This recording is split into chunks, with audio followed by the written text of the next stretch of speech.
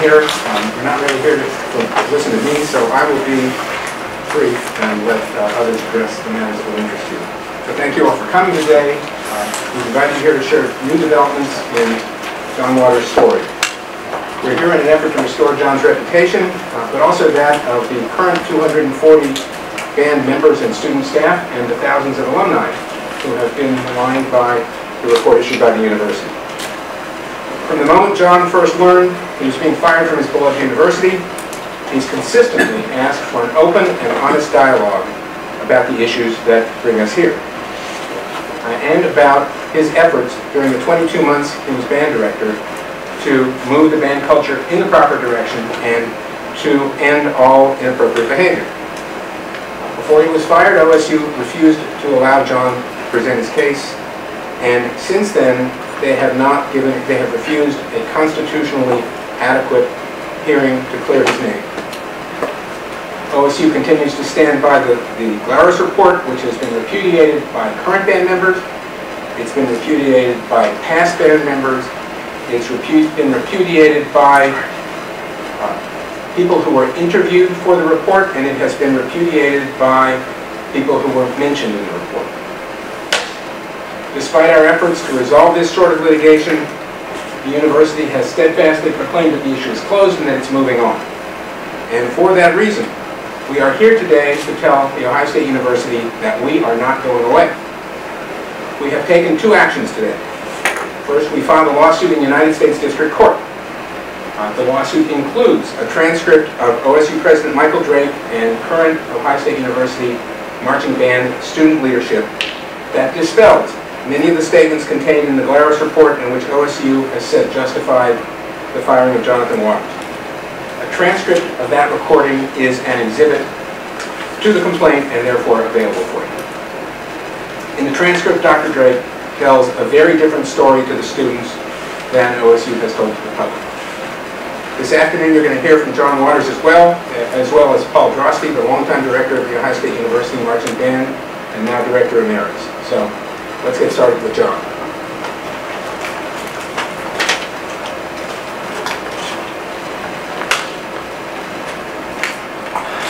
Thank you very much, ladies and gentlemen, for being here and for allowing me to speak to you today. The Ohio State University is not a place. It's not bricks and mortar and sidewalks and steel and glass. It is indeed a family. It's a family of people who all love one another and who share the DNA of the love for the Buckeye Nation. It's a family, not a place. It's people, not a place. There are sons and daughters, there are husbands and wives, there are grandmothers, grandfathers, aunts and uncles, who all occupy the family at Ohio State. And I fell in love and really became a member of that family when I was in middle school. And it was at that time, for the first time, that I had seen live the Ohio State University Marching Band in Ohio Stadium. The following years, through my high school endeavor, I wanted to be in the band. That was my goal. And I came to Ohio State with that goal in mind. And my goal was deferred for 1 year as I was cut from the band my first time that I tried out. But I finally made it. And that began a love affair that I had with our great university and our great band. I wasn't even a music major when I started at Ohio State. But because of my love for the band, because of my love for music, I began to pursue that as a career, to pursue making music and to pursue teaching students. And that has been really my life. And I have gotten to do that with the very finest students at Ohio State over the last several years. And so, through my schooling and finally becoming a music major, I decided that I wanted to do this for a living. And it was my goal at that time to be associated with a college band. And I became a graduate assistant with the marching band. I learned from wonderful mentors. I learned from wonderful faculty at our School of Music. I made so many wonderful friends in that endeavor. I then took the next step of being the associate director of the band. I had that opportunity. I was given that opportunity to be in a leadership role with our students. And I took that very seriously. And finally, I was so fortunate to be tagged as a steward of a great tradition and a steward of what we all love, and that's the band. And so in October of 2012, I was named the 9th director in the history of the Ohio State University Marching Band. And upon being named to that position, I took an overview of the band, where we were, both in performance and where we were in items off of the field as well. And so we reinvented the halftime show. We together reimagined how we could create what we do so well on the field in a new and imaginative way. And with that, we also looked at the culture of our band and our students and how they interacted with one another and how they behaved with one another. And there were, indeed, aspects of that culture that needed to be reformed.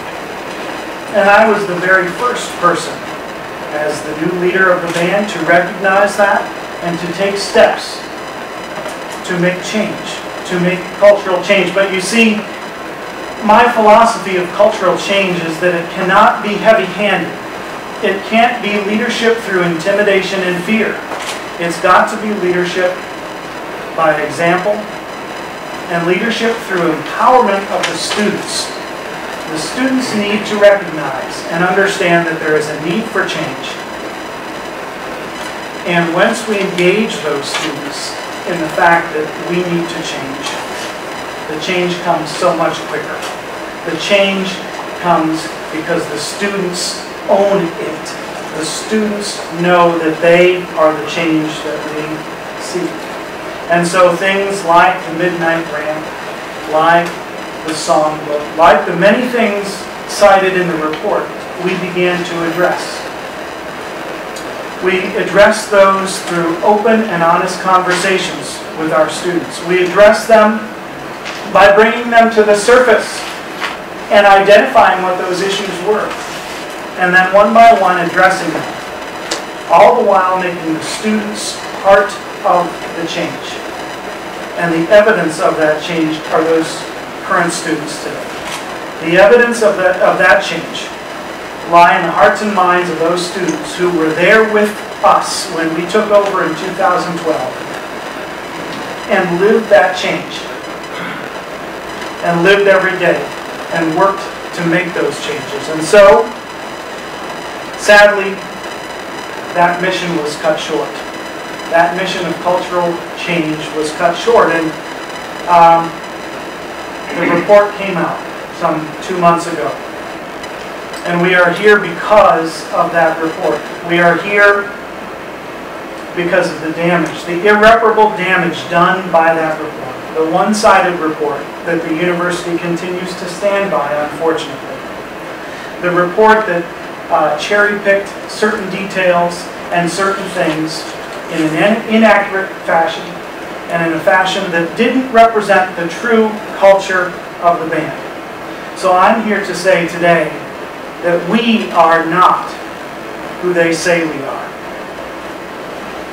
What the report did was to take something that was very special and sacred and to trash it and to drag it through the mud.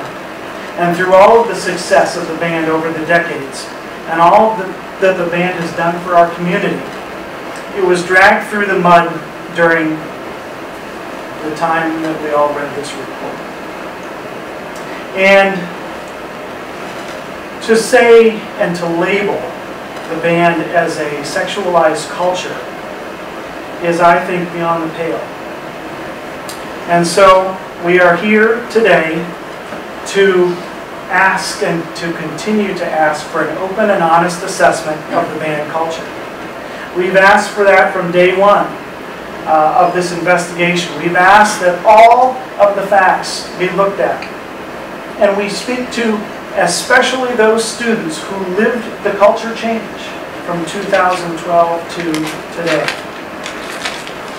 And we ask for an open and honest dialogue with all the people at our great university, all the wonderful minds, all of the people who we think would be able to affect culture change on the band. And unfortunately, that request has fallen on deaf ears. And so we're here today to restore the reputation of the Ohio State University Marching Band.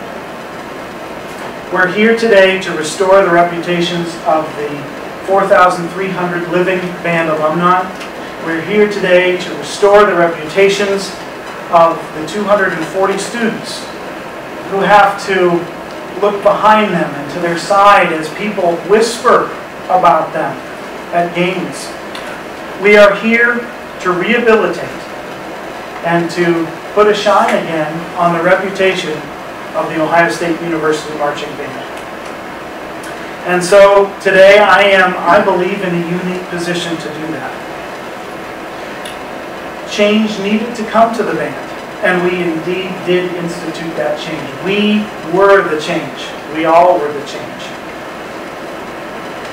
The band has played the soundtrack for the Buckeye Nation for the past 136 years. The band has appeared at inaugurations, the band has appeared in parades and games and events, and done tens of thousands of events throughout our community. In the last year, our students performed over 5,000 hours of community service in giving back to our community. And that is the true culture of the band. And that's today what we are here to stand up for. That's today what we are here to demonstrate. Not to gloss over any issues that have occurred in the past, but to highlight the fact that we indeed were part of that change and the students were engaged in that change. And so, back to my initial comment that we are indeed a family. We are bound together by the wonderful Ohio State University Marching Band. Generations of men and women, generations of mothers now and fathers, generations of grandparents, generations of students who put that uniform on and represented our university with great class, with great pride, great dignity, and great professionalism. That is the true culture of the Ohio State University Marching Band, and that's why we are here to forward that agenda and to forward those feelings in our community. And so I thank you for listening to me, and I would like to turn the program over now to Dr. Paul Drosty, my friend and colleague and former director of the Ohio State University Marching Band.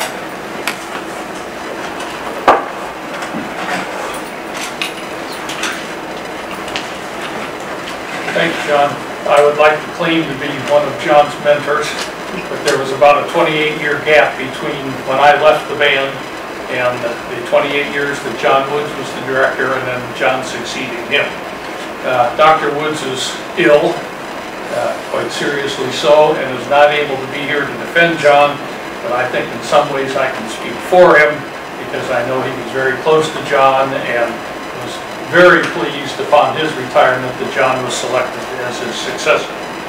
Also today here at the Thibodaux Alumni Club is our president, Brian Golden in the rear, and Gary Leffel, the chairman of our legal committee, and I see Doug Lane here, a past president of the Thibodaux Alumni Club. John Waters and I are the only two members of a very elite club, namely former members of the marching band who later became directors. My years with OSU were a marching member in the 1950s, a graduate assistant and assistant director in the 1960s, director in the 70s and early 80s, and then maybe the crowning achievement, a band parent in the 1980s and 1990s. In 2003, a 135-year history of the marching band called Script Ohio, Traditional Excellence, was published. This is a 378-page book. It contains much of the band's culture in words and pictures. It's history, stories mixed with documented facts and personal recollections. The culture of the band, past and present, has been cited as the primary factor in the Galeros report supporting the firing of John Waters. What becomes important here is a balanced evaluation of that culture, and that was not cited in the report. Or as Paul Harvey used to say, here's the rest of the story. Yes, the band works very hard to present highly entertaining shows with military precision and great enthusiasm. Yes, the band thrives on being an important part of football game experience at Ohio State, including the thrill of victory and the agony of defeat. Yes, the band is loud and a very emotional group that will sometimes lapse into behavior that some would consider to be off the wall. That's accurate. Historically, there was only one Ohio State band in the years before 1929. It was all male from the start because all the members came from the Corps of Cadets under the direct control of the military department. In 1929, the band was reassigned to the School of Music and split into a football marching band, a sit-down concert band, and 2 regimental bands. Membership of these bands, all these bands, however, was not open to female students until decades later. As a freshman in 1954, I quickly learned what peer pressure meant to the band and why it was an important motivational concept. Any mistakes made during rehearsal were dealt with first usually by student leaders and other members on the field. They fixed the problem before it came to the attention of the directors.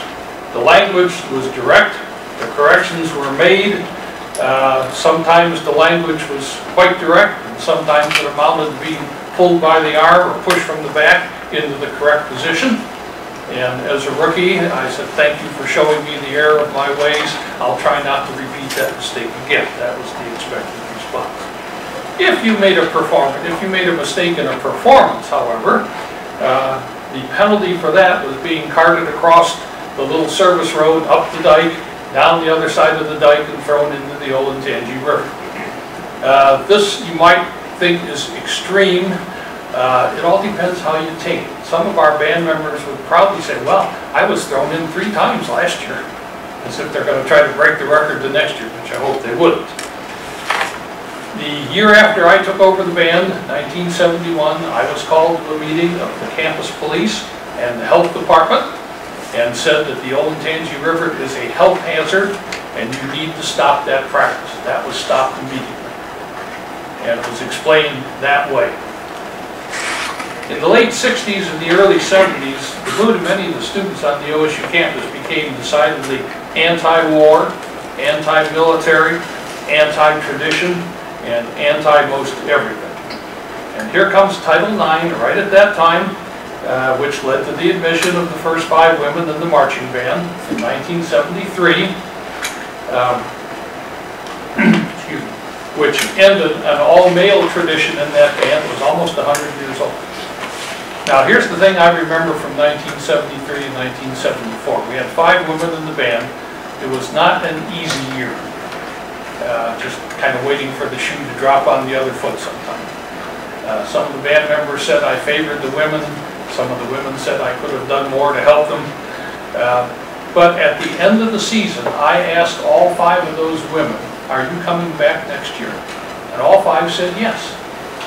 And that to me was a strong testament to their faith in the band, their love of the band, and willingness to put up with whatever they thought they had to in order to be a member of the band. Had any of them, any one of them, or all 5 bailed out at the end of that first year, that would have definitely been a black mark on the history of the band. Through the years, the band culture has evolved. It's led to many marriages between band members, now that it's a co-ed band. And these parents are now sending their children to OSU and to the marching band. My own daughter and son became members, and my daughter married a fellow band member.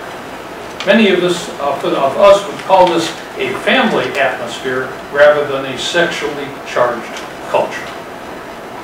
Now this is part of what John Waters inherited in 2013. Yes, there were isolated instances where bad actions and attitudes were in conflict with zero tolerance of Title IX. Even as an assistant director, John began to end these questionable aspects.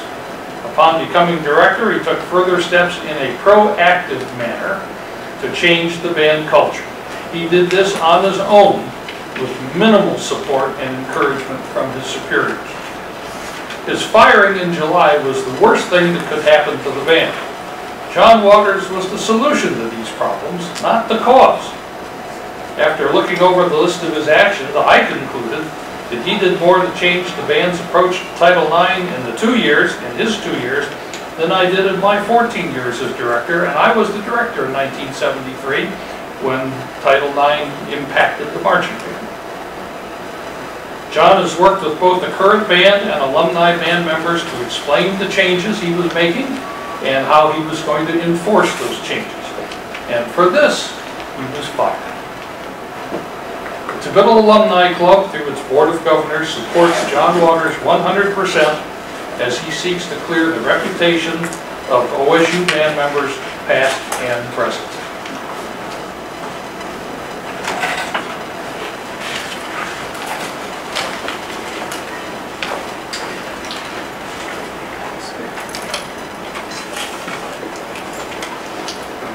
I have an agenda here that says I'm going to announce the details of the lawsuit, but I'm really not going to do that because the complaint speaks for itself.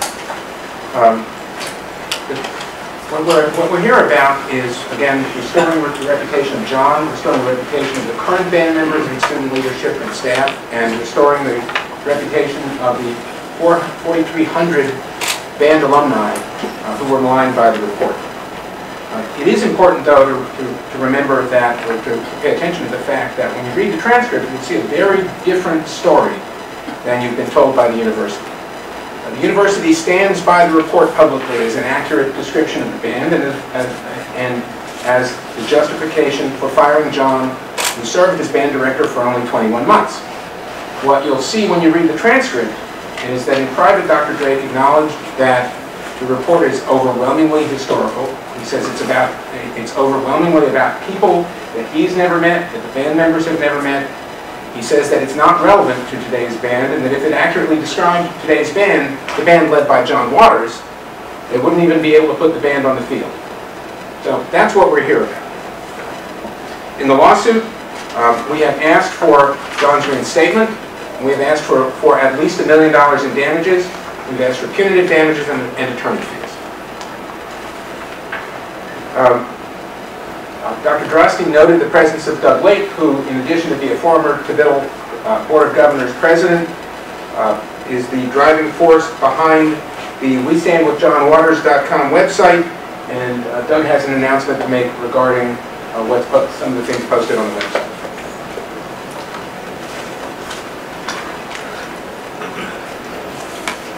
Thank you, David. As you heard about this transcript, We Stand With John Waters grassroots group has obtained an audio recording of this meeting between President Drake and the OSU marching band leaders.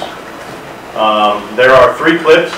The first 2 clips are taken from the overall meeting, and those are available at www.westandwithjohnwaters.com. They are up and live right now.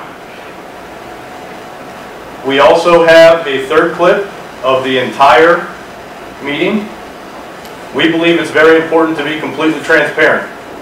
Unlike some of the things that the university have done in the past, releasing an audio tape of John Waters and the drum major, completely taking it out of context, we want you to see that context. So that is available on www.westandwithjohnwaters.com as well, to stream as well as download if you folks need to take it with you. And finally, we have a written copy of the written transcript of that meeting that is on our website as well for you to download. And I hope that you folks take advantage of that. And it's available for you right now. Thank you.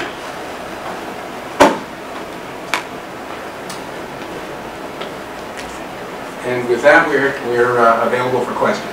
Oh, actually, one more announcement.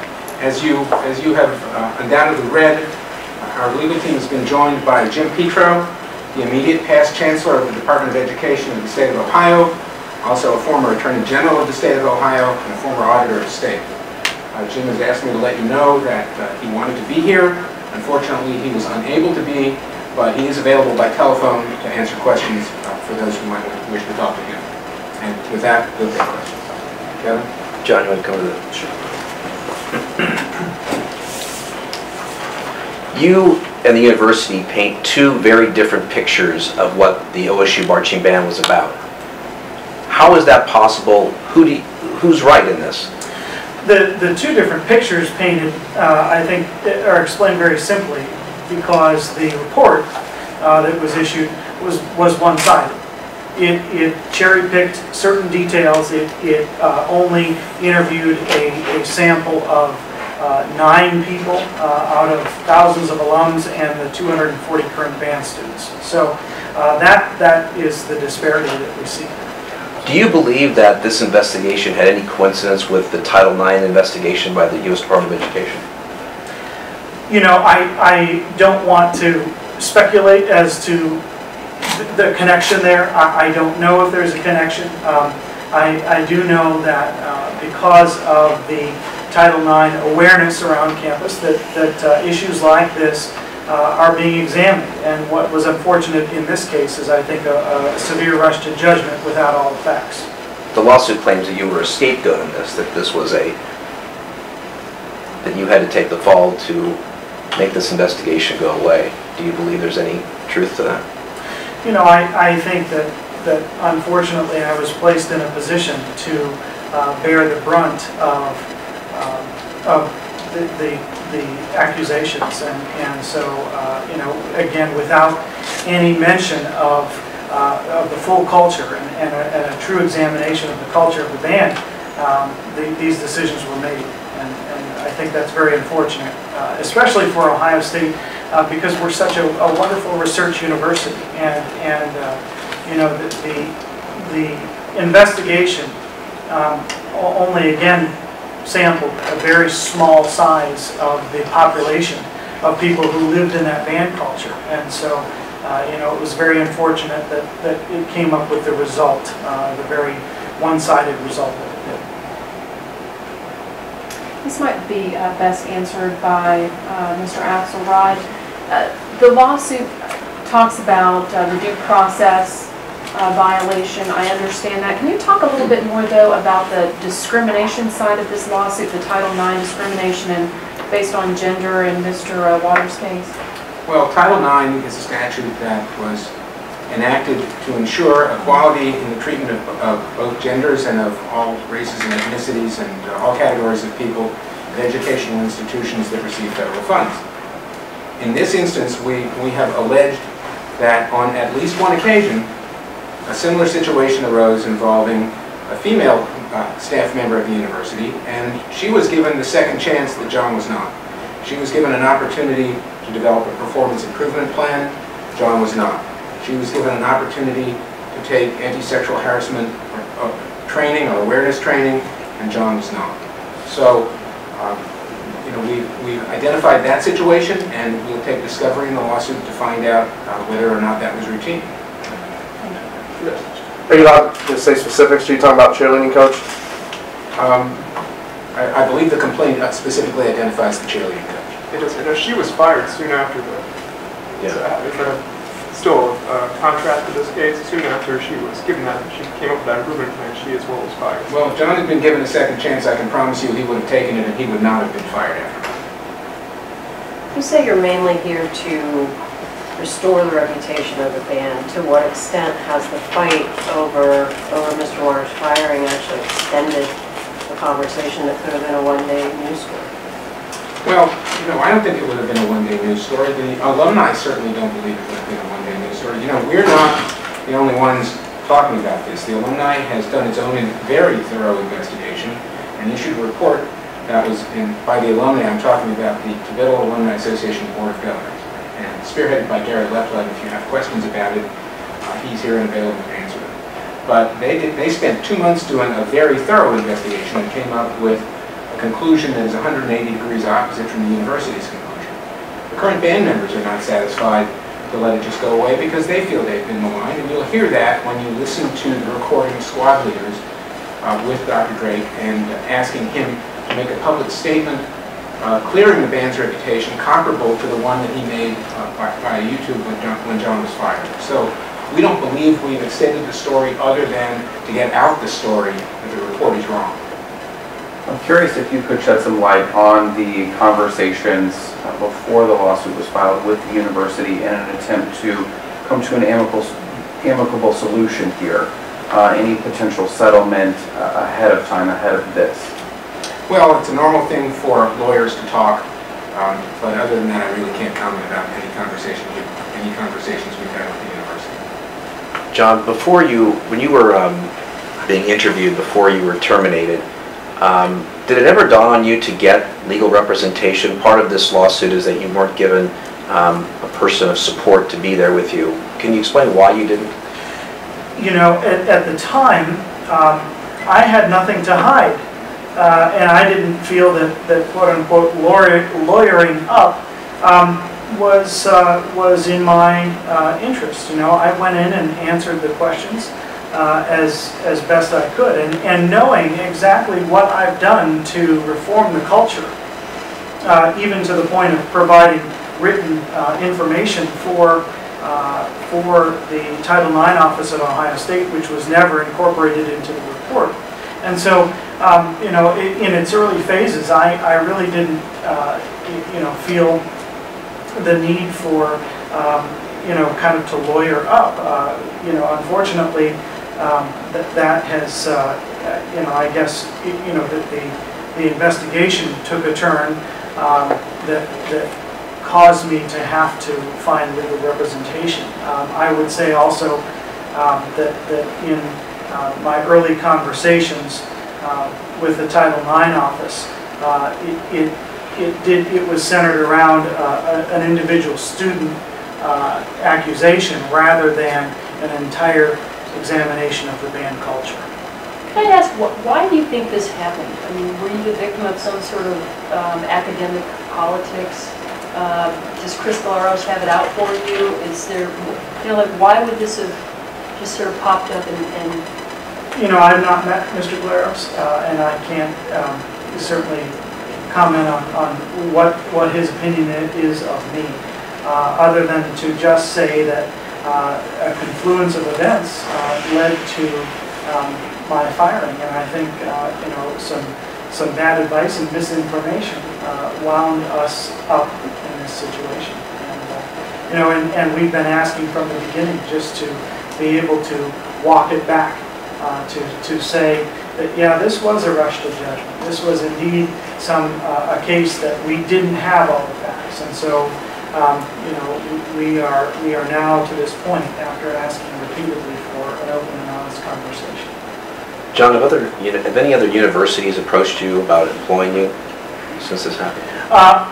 You know, we're really not to that point about thinking about the next steps. Certainly, you know, I have to think about my future. And I want my future to be at Ohio State because I think that what we were doing there was great in terms of performance on the field and in terms of culture change off the field, and the evidence is there. You know, I have a family to support. I have my wife and my 3 wonderful kids, and you know, we have to think about those ramifications as well. And so, you know, there has been talk and rumors about different, you know, jobs opening and things like that, but you know, at this point we're not entertaining any real offers, and really we're in the middle of football season, and everybody's got their staff set at this time, so this is not the time to think about that right now. Just going back to the lawyering question, could you tell us precisely when within the investigation you did get representation, and at what point you actually saw the investigations results? I saw the investigations results after I was given the ultimatum to resign or be fired. I only saw the results of the investigation, the report, after that meeting.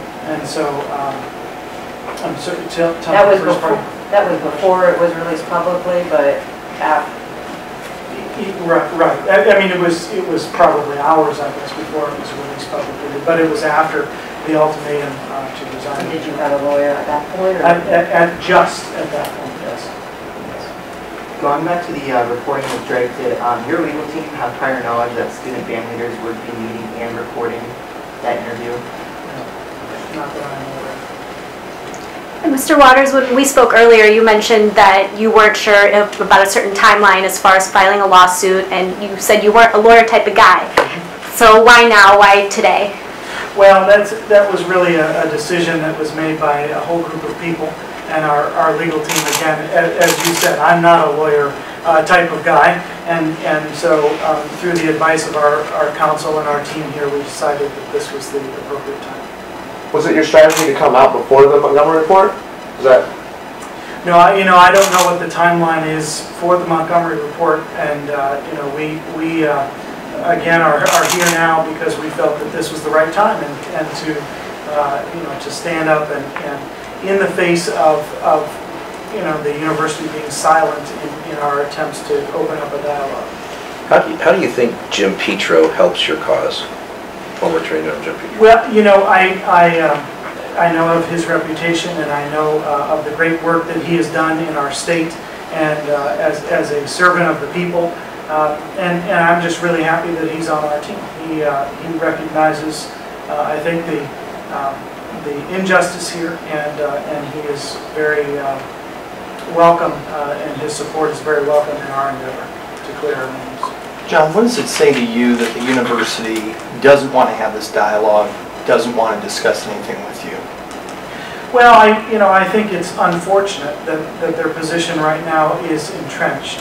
But I think because the decision in my mind was made so quickly to terminate my employment, I think equally as quickly a determination to speak to us could be made. And that's what we were really hoping for over the last 2 months of dialogue, and that dialogue unfortunately seemed to be one-sided. So, this has been a process, and we're just hopeful that now we can again have that conversation, and it will take place now because of the legal action. Can you explain why you went for punitive damages as opposed to compensatory damages? Well, we went for compensatory damages. We asked for punitive damages on the grounds that the university has not only issued a report that's inaccurate, but it knows it's inaccurate. And so under the law, we believe punitive damages are appropriate. Following up on Kevin's question, can you talk to me a little bit about the $1 million number that you mentioned in this lawsuit? Kind of how did we come to that number? And well, in the prayer for damages, it doesn't have to be precise, and a jury will decide the actual amount. The request is for a number that we think is a minimum number. We think that someone should receive more, and we will ask a jury to award more if we get to that point. did you come up with this number based on any prior precedent? Well, there is no identical precedent. Every case is different. We do note that in recent settlements, the university has paid millions of dollars, so we know it's a realistic number.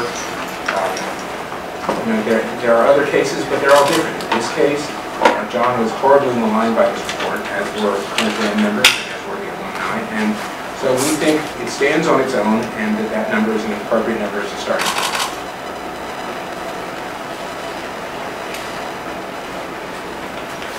Any further questions? If not, then I guess we're adjourned.